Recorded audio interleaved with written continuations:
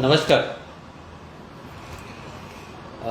आज जैसे मैंने कहा था कि मैं फेसबुक लाइव 9 बजे आऊँगा और 3 टॉपिक थे बेसिकली जिसको मैं एड्रेस करूँगा। सबसे पहले जो टॉपिक है वो है अग्निपथ। तो अग्निपथ जैसे आप जानते कि आज देश में बहुत बड़ा इम्पोर्टेंट इशू है और जो भी युवा जो मिलिट्री एकेडमी के लिए तैयारी कर रहे हैं उनके लिए बहुत बड़ी खबर है। और सबसे पहले तो युवा और कांग्रेस पार्टी के सभी लोग इस जो स्कीम केंद्र सरकार ने लाया है इसको हम सब निषेध करते हैं, क्योंकि अग्निपथ में ना पेंशन है ना कोई गारंटी है। अग्निपथ एक टेंशन है, ऐसा हम लोग ने नारा इसके लिए बनाया है। और गए 3 दिन से ऑल इंडिया कांग्रेस सेवा दल हो या कांग्रेस पार्टी हो, हम लोग ने जंतर मंतर पे इसके अगेंस्ट प्रदर्शन किया। और जैसा आप जानते हैं कि इसका प्रदर्शन करने का मुख्य कारण ये है कि बचपन से जो लोग हमारे देश के सिवा में मिलिट्री में ज्वाइन करना चाह रहे हैं वो बचपन से एनडीए का तैयारी करते हैं और एनसीसी कैडेट का पहले वो ट्रेनिंग लेते हैं और उसके बाद पूरा जीवन वो उसके लिए समर्पित करते हैं, पढ़ाई से लेके फिज़िकल एक्टिविटी से लेके सब कुछ। और इतना सारा करने के बाद जब आज सरकार ने ये रातों रात एक स्कीम लेके आते कि सिर्फ 4 साल तक आपको मिलिट्री एकेडमी में सेवा करना पड़ेगा और उसके बाद आपको रिटायर कर दिया जाएगा। इसका मतलब आप युवाओं के भविष्य के साथ खिलवाड़ कर रहे हैं, पहली बात। और दूसरी बात, युवा जो है 4 साल के बाद करेगा क्या? आज हजारों युवा आप जो भर्ती करोगे मिलिट्री एकेडमी 4 साल में आप उसको रिटायर कर दोगे। मतलब वो जब पूरा समझने लग जाएगा कि एग्जैक्टली मिलिट्री ऑपरेशंस है क्या, उसका ट्रेनिंग समझ के थोड़ा सा वर्क एक्सपीरियंस लेते ही आप उसको रिटायर कर दोगे। और ये रिटायरमेंट के बाद वो करेगा क्या, उसके पास क्या अपॉर्चुनिटी बचेगा? आज क्या आप चाहते कि ये युवा मिलिट्री ज्वाइन करके ट्रेनिंग लेगा और उसके बाद 4 साल के बाद कोई बैंक के बाहर या कहीं सिक्योरिटी गार्ड, कहीं बॉडी गार्ड ऐसे काम करे? ये मुझे लगता है कि जो मिलिट्री आर्मी का जो प्रिविलेज है, आर्मी का जो हम आर्मी मैन को बहुत रिस्पेक्ट से जो देखते हैं, क्योंकि वो देश के लिए बलिदान देने के लिए तैयार है। और वो आर्मी का वो एक व्यक्ति नहीं, उनका पूरा परिवार इस क्षेत्र में रहते हैं, क्योंकि उनको पता नहीं कि उनका जो बेटा है या पति है जो बॉर्डर में जा रहे हैं या कोई नक्सलवादी से लड़ने जा रहा है, पता नहीं कि वो सेफली घर वापस आएगा कि नहीं आएगा। वो अपने जान को देश की सर्विस के लिए वो निछावर कर रहा है। और ऐसे व्यक्ति को आप कह रहे हो कि सिर्फ 4 साल के लिए आप सर्विस दीजिए। और ये 4 साल के क्यों कर रहे हैं मैं आप सभी लोगों को बता देना चाहता हूँ, क्योंकि इसमें जो एक जॉब में आपको पता है कि एक बार आप रिटायर हो जाते हो तो आपको पेंशन देना पड़ता है। तो आज केंद्र सरकार का यही मोटिव है कि 4 साल अगर सेवा कर लिया इसके बाद इनको पेंशन नहीं देना पड़ेगा और इसमें गवर्नमेंट की थोड़ी बचत हो।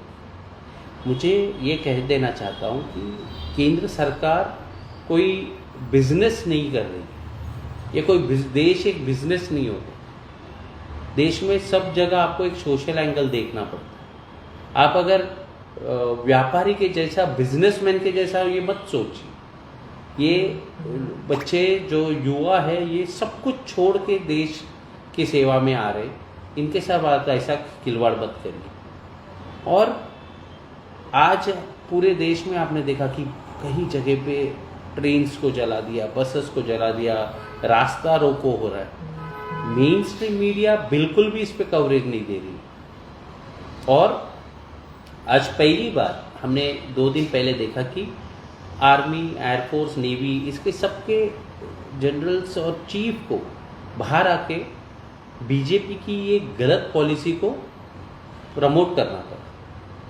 उनको बाहर आके डिफेंस में कहना पड़ा कि ये 4 साल का जो सेवा है बहुत बढ़िया है और जो भी बच्चे वायलेंस कर रहे हैं उनको हम लोग आर्मी में नहीं लेंगे। मतलब बाकायदा आप आर्मी चीफ से ये काम करा रहे। ये सरकार की नीति है। सरकार को बाहर आकर, प्रधानमंत्री को बाहर आके समझाना चाहिए कि ये 4 साल का कैसे बेहतर है और 20 साल का जो सेवा इतने सालों से जो चल के आ रहा है, 1947 से देश बना, वहाँ से जो 20 इयर्स का आपका टेन्योर होता है, ये कैसा खराब है। तो आपको कुछ अच्छा चीज़ है 4 साल में, तो आपको बिल्कुल प्रधानमंत्री को बाहर आके बताना चाहता है, मगर आप नहीं कर रहे। सब आपके केंद्रीय मंत्री आ रहे, केंद्रीय मंत्री आके गलत झूठ बात करके कैसा ये 4 साल का सेवा बहुत बढ़िया है, ये आप बताने की कोशिश कर रहे हैं। मुझे लगता है कि कल राहुल जी ने एक स्पीच दिया और उन्होंने कहा कि जैसे 3 काले कानून पहले लेबर्स के अगेंस्ट आया, उसके बाद फार्मिंग लॉ के बारे में 3 कानून जो लेके आए, तभी राहुल जी ने कहा था कि ये तीनों कानून को केंद्र सरकार को रद्द करना पड़ेगा, वापस लेना पड़ेगा। और 1 साल के बाद 100-150 जो किसान हैं उनकी, कुछ लोगों ने आत्महत्या करना पड़ा, कुछ लोगों को वहाँ पे आंदोलन करते करते जी उन लोगों की जान चली गई। इसके बाद 1 साल के बाद, 1.5 साल के बाद केंद्र सरकार को आखिरी में ये कानून को वापस लेना पड़ा। कल राहुल जी का भाषण जो AICC में हुआ, तब उन्होंने अग्निवीर ये जो स्कीम है इसके बारे में भी ये एक चीज़ कहा कि एक देखिए ये भी कानून जो है ये इस देश के युवाओं के साथ खिलवाड़ कर रहे हैं और सरकार को इस कानून को वापस लेना पड़ेगा। और आज पूरे देश में सभी लोग इसका विरोध कर रहे हैं, अपोजिशन पार्टीज कर रहे हैं, भारतीय जनता पार्टी के कार्यकर्ताओं को भी पता है कि ये जो स्कीम है गलत है युवाओं को साथ, क्योंकि आप कोई पार्टी के विचारधारा के साथ रह सकते हैं, मगर अगर आपकी खुद की पार्टी अगर कोई चीज़ गलत कर रही है या गलत ला रही है, तो मुझे ऐसा लगता है भारतीय जनता पार्टी के कार्यकर्ताओं को भी आकर अपने पार्टी के अगेंस्ट बोलना चाहिए कि भाई ये चीज़ गलत है। क्योंकि भारतीय जनता पार्टी के भी कुछ परिवार रह गए, बहुत सारे लोग रह गए जिनके बच्चे अपने आप को डेडिकेट करना चाहते होंगे इंडियन आर्मी की तरफ, वो भी इंडियन आर्मी को अपना सेवा देना चाहते होंगे। उनको जब पता चलेगा 17 से 20 साल का जो टेन्योर था उसको 4 साल किया, तो ये बहुत ही गलत पॉलिसी है। और मुझे पूरा विश्वास है कि देश के युवा इस कानून के खिलाफ आएंगे, मगर मैं यही कहना चाहता हूँ कि इसका विरोध बिल्कुल होना चाहिए, मगर जो वॉयलेंस का तरीका है उसको अपनाना नहीं चाहिए। क्योंकि रेलवे हुआ, बस हुआ या कोई भी चीज़ हो, ये जो संपत्ति है ये हम सबकी है और इसको अगर आप नुकसान पहुँचाते हैं तो इसका मतलब हम हमारे ही संपत्ति को नुकसान पहुँचाए। तो बहुत ही शांतिपूर्वक तरीके से सोशल मीडिया है, आप धरने पे बैठिए, आप लोग जो कलेक्टर ऑफिस है उसके सामने धरने पे बैठिए, अनशन करिए। जो जो चीज़ प्रिंसिपली महात्मा गांधी जी ने हम सबको सिखाया, मुझे लगता है ये चीज़ें अपने को अपना कर ये आंदोलन को आगे ले जाना चाहिए। और अग्निवीर ये पॉलिसी जैसा आया आपने देखा होगा, सरकार का हमेशा से एक केंद्र सरकार का एक मंसूबा रहा है कि अगर एक प्रॉब्लम है तो वो अचानक से एक और बड़ा प्रॉब्लम सामने रख देते हैं। तो लोग क्या हो जाता है कि ये छोटा प्रॉब्लम छोड़ देते और बड़ा प्रॉब्लम की तरफ देखते हैं। जैसे कि अग्निवीर आया, अचानक से ईडी ने राहुल गांधी को अपने दफ्तर में बुलाना शुरू किया, लगातार 1 हफ्ते से बुला रहे, एक दिन कुछ 7-8 घंटा बिठाया, एक दिन 10 से 12 घंटा बिठाया, एक दिन 20-20 घंटा, मतलब पूरा कुल मिला के 55-60 घंटा उन्होंने राहुल गांधी को बुलाकर इंक्वायरी किया। मेरा ये कहना है कि अगर राहुल जी ने कुछ गलत किया है, अगर राहुल जी के खिलाफ आपके पास सबूत है तो आप अरेस्ट करिए, कोर्ट में जाएगा मामला, दूध का दूध पानी का पानी हो जाएगा, मगर आप ऐसा नहीं कर रहे। मैं सभी जो फेसबुक लाइव से जुड़े मैं आपको बता देना चाहता हूँ, ये जो इंक्वायरी है नेशनल हेराल्ड का, ये करीबन 3 साल पहले शुरू किया था और उनका जो ईडी का ऑफिसर उस समय के थे, उन्होंने एक केस को क्लोज कर दिया था क्योंकि कोई प्रूफ नहीं था, कोई मिसमैनेजमेंट नहीं था, मिस एप्रोप्रिएट फंड का मामला नहीं था। कांग्रेस पार्टी का नेशनल हेराल्ड न्यूज़पेपर है, कांग्रेस पार्टी ने पैसा नेशनल हेराल्ड को दिया और उसमें किया क्या गया, जो लोग, जो पत्रकार, जो लोग पूरा जीवन नेशनल हेराल्ड में थे, उनका पीएफ का इस बारी पैसा भरना था, वो करीबन 90 करोड़ में से 60 करोड़ भर दिया गया, बाकी का पैसा अकाउंट में पड़ा है। तो इसमें कोई मिसमैनेजमेंट, फ्रॉड का कोई मामला नहीं बनता, ये सरकार भी जानती है। मगर वो जानबूझकर आज आम आदमी को समझना चाहिए कि ये न्यूज़ चैनल आप जो देख रहे, ये किसी ना किसी बिजनेसमैन का है और उस बिजनेसमैन को सरकार से कुछ ना कुछ काम होता है। न्यूज़ चैनल्स जानबूझकर, जब अग्निपथ का इतना आंदोलन चल रहा है, उसको नहीं दिखाकर वो पूरा फोकस राहुल जी के ऊपर था। और जैसा मालूम पड़ा कि राहुल जी के ऊपर कुछ हो नहीं रहा है, राहुल जी परेशान नहीं हो रहे, राहुल जी ईडी का जो भी सवाल है उसको बिना डरे जवाब दे रहे, तो अचानक से महाराष्ट्र गवर्नमेंट में एक भूकंप लेके आए। पहली बात तो मैं आप लोग को बता देता हूं कि आप लोग राहुल जी को समझ ही नहीं पाए, राहुल जी का परिवार को नहीं समझ पाए। राहुल जी की जो दादी है, उनको आतंकवादियों ने गोली मार के उनको प्राइम मिनिस्टर रेसिडेंस में, जो इंडिया का सबसे सेफ प्लेस होगा वो प्राइम मिनिस्टर का रेसिडेंस होगा, उसके अंदर उनको चली कर दिया। राहुल जी के पिता को आतंकवादियों ने बम से उड़ा दिया। उनके बेटे हैं राहुल जी, राजीव गांधी जी के, और उनको आप डरा रहे हो ईडी और ऐसे सब चीज से। अरे जिनका परिवार जीवन भर आतंकवादियों से और इंटरनेशनल जो माफिया सभी से लड़ते आ रहे, उनको ईडी से डर लगेगा? उनको सीबीआई से डर लगेगा क्या? उनको मोदी जी और अमित शाह ऐसे लोगों से डर लगेगा क्या? क्या मोदी जी आप भी किस चीज का आप डर दिखा रहे हो? हाँ, जिन लोगों का परिवार कितना स्ट्रांग रहेगा आप समझ लीजिए जरा। जो आतंकवादियों से नहीं डरे, वो ये ईडी सीबीआई से थोड़ी डरेगी।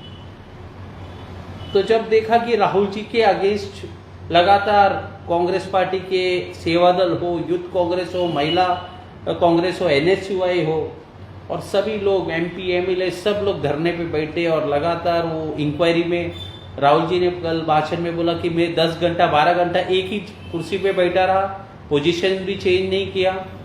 और तो ईडी के लोग परेशान हो गए कि राहुल जी आपको परेशानी नहीं हो रही है, आप इतने देर कैसे बैठ सकते?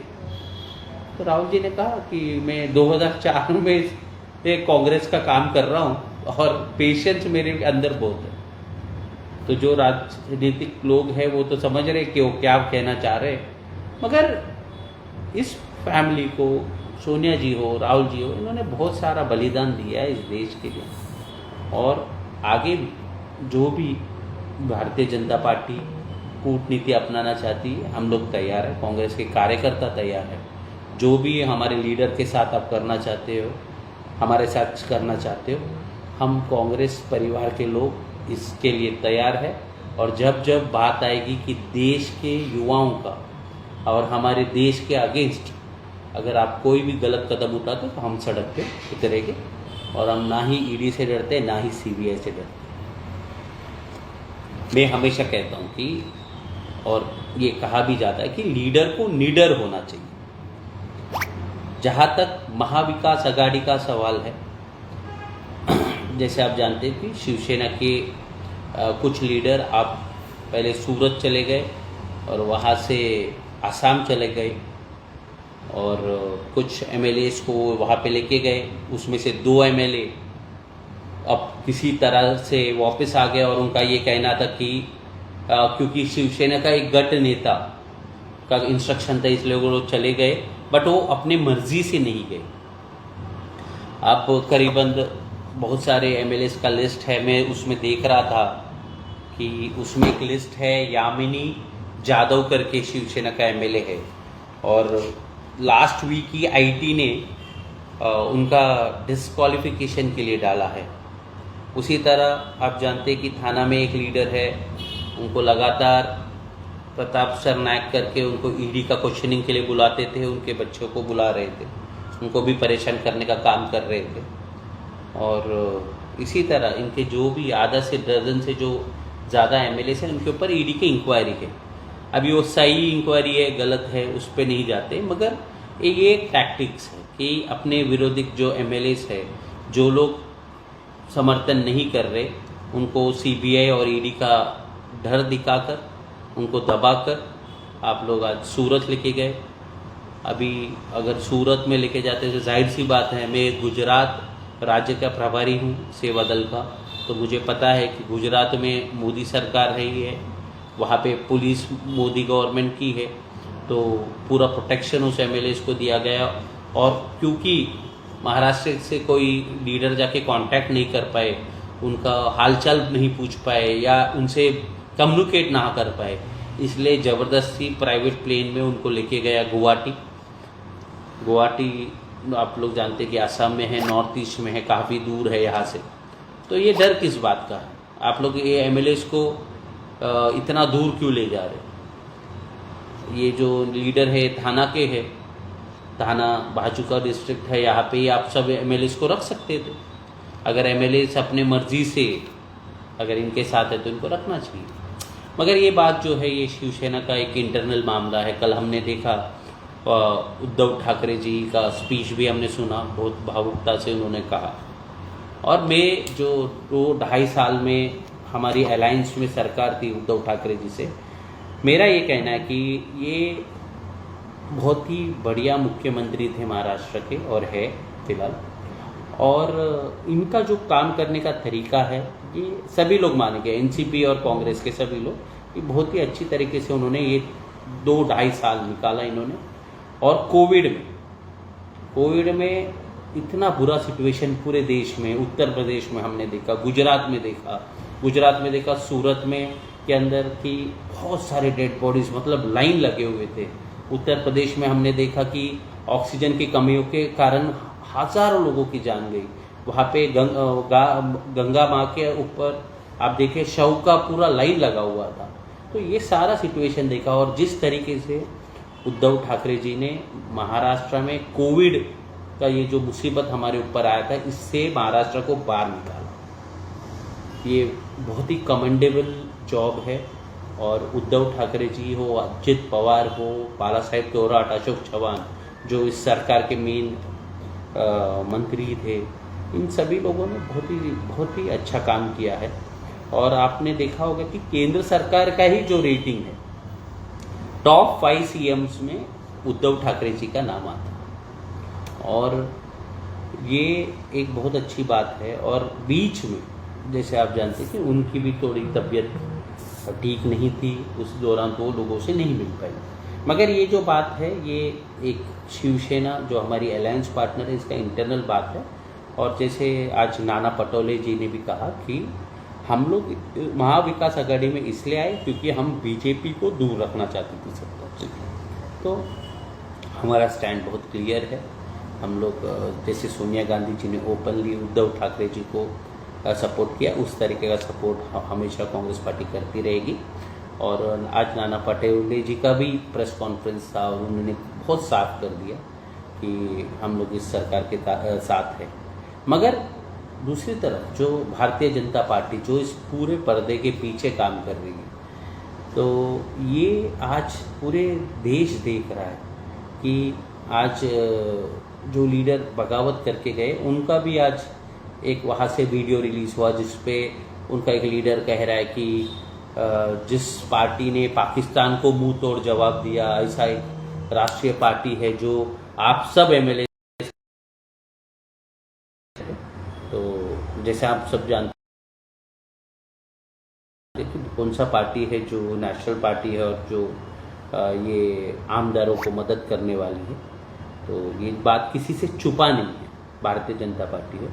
और जहाँ तक पाकिस्तान को मुंह तोड़ जवाब देने का काम है वो कांग्रेस सरकार ने किया था। करीबन 1 लाख पाकिस्तानी सोल्जर्स को हमने अरेस्ट करवाया था और बांग्लादेश को लिबरेट किया था इंदिरा गांधी ने। तो पाकिस्तान का जो टुकड़ा अगर किसी ने किया तो इंदिरा गांधी ने और कांग्रेस की सरकार ने किया था।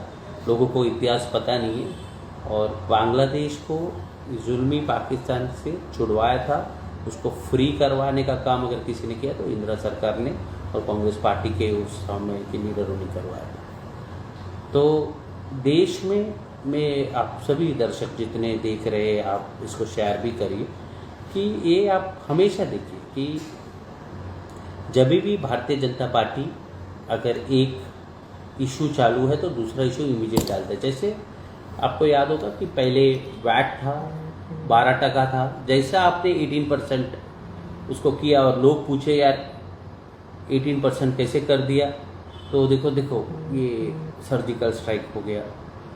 मतलब आप इस तरफ देखते और क्वेश्चन पूछते दूसरी तरफ आपको डाइवर्ट करते।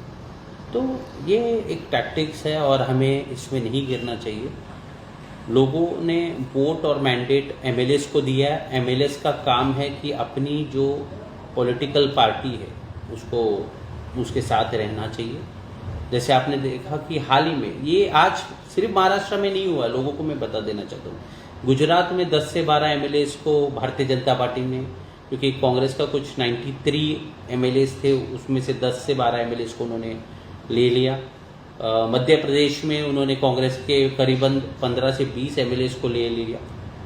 गोवा में हमारा 15 था, वहाँ पे 10 एमएलएस को ले लिया।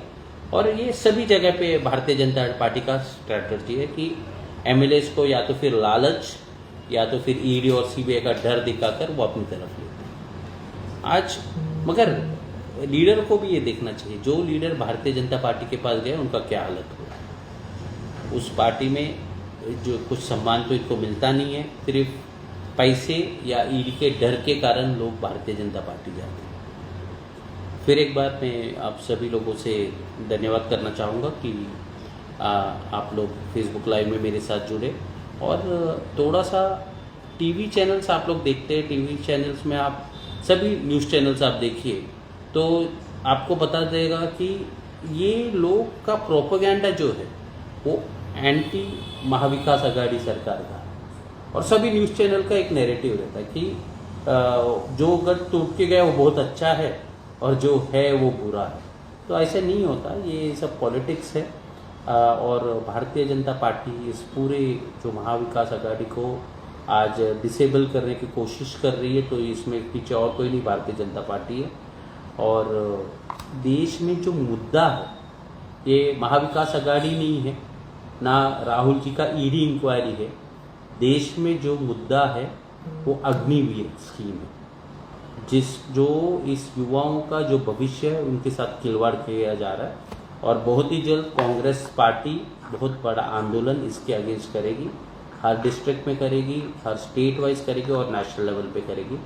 और बाकी के जो इश्यूज़ है ये तो सॉर्ट आउट हो जाएंगे, कुछ ना कुछ सोल्यूशन भी निकल जाएगा। मगर मैं आप सभी लोगों को, जितने लोग ये फेसबुक लाइव से जुड़े हैं, इसे कहना चाहता हूँ कि डाइवर्जन को समझिए। डाइवर्जन को समझना बहुत ज़रूरी है, नहीं तो हम ये न्यूज़ चैनल के जो लूप में एक के बाद एक कहानी, आज इस नेता ने ये कहा, ये इशू नहीं है।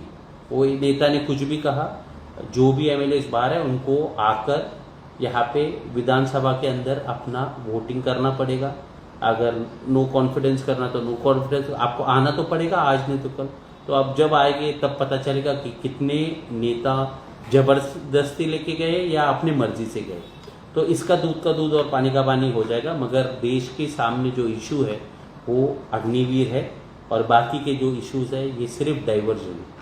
मेरा आज फेसबुक लाइव में आने का यही कारण था कि मैं न्यूज़ चैनल्स को देख रहा था कि अग्निवीर स्कीम जो बहुत ही घातक है हम युवाओं के लिए, उसको साइडलाइन करने का काम इन्होंने किया है। मेन स्ट्रीम मीडिया ये नहीं दिखा रही है। मेरा आप सभी लोगों से एक ही अनुरोध है कि जितना हो सके इतना इस पूरे वीडियो को आप शेयर करिए ताकि लोगों को पता चले कि किस तरह पॉलिटिकल पार्टी ईडी और सीबीआई को हाथ में रखकर एक अच्छा चलने वाली सरकार को डिसेबल करने की कोशिश कर रही है और दूसरा मेन इशू से भटकाने की कोशिश कर रही है। बहुत जल्द आप लोगों के साथ फिर से मैं फेसबुक लाइव से जुड़ूंगा, बहुत ही जल्द नए मुद्दे के साथ। Please like and share, subscribe to BCN Telugu News. Please like, share and subscribe to BCN Telugu News.